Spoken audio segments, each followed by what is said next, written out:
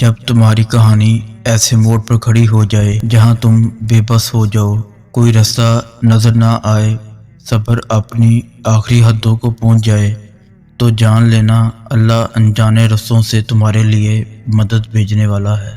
تمہاری آزمائش کا اختتام ہو چکا ہے، اب وہ تمہیں معجزوں کی راہ دکھانے والا ہے۔ اللہ کی مدد تب آتی ہے جب مایوس کن حالات میں بھی تم دل پر دماغی وسوسے ہیوی نہیں ہونے دیتے، اور تمام در بند نظر آنے کے باوجود بھی پورے یقین سے اللہ سے رجوع کرتے ہو۔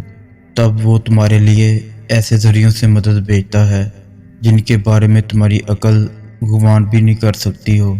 پھر بگڑتے کام سنورتے ہیں اور دعائیں سن لی جاتی ہیں۔ ہمارا پختہ یقین اللہ سے اپنی بات منوا لیتا ہے۔ جب کوئی ٹوٹا دل اس کے سامنے لے کر آتا ہے، اس سے تڑپ کر مانگتا ہے اور اس کے سامنے آنسو بہاتا ہے، اس کو اپنا درد بتاتا ہے اور اس کو مدد کے لیے پکارتا ہے، بالکل ویسے ہی جب نوح علیہ السلام کو شکست اپنے سامنے نظر آ رہی تھی، تب انہوں نے اللہ سے مدد کی التجا کی۔ اور جانتے ہو اللہ نے مدد کیسے بھیجی؟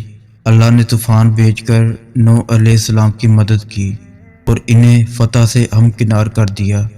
اسی طرح ہر مشکل یا ہر دکھ تمہاری تباہی بن کر نہیں آتا۔ ہو سکتا ہے یہ غیبی مدد آپ کے رب کی طرف سے ہو، کوئی وسیلہ ہو جو آپ کو کسی بڑے نقصان سے بچا لے۔ وہ غیب سے ایسی مدد بھیجے گا کہ تم مطمئن ہو جاؤ گے، جن کا ہونا کہیں سے بھی نظر نہیں آتا۔ اللہ کی مدد سے وہ کام بھی دیکھتے ہی دیکھتے ہو جاتے ہیں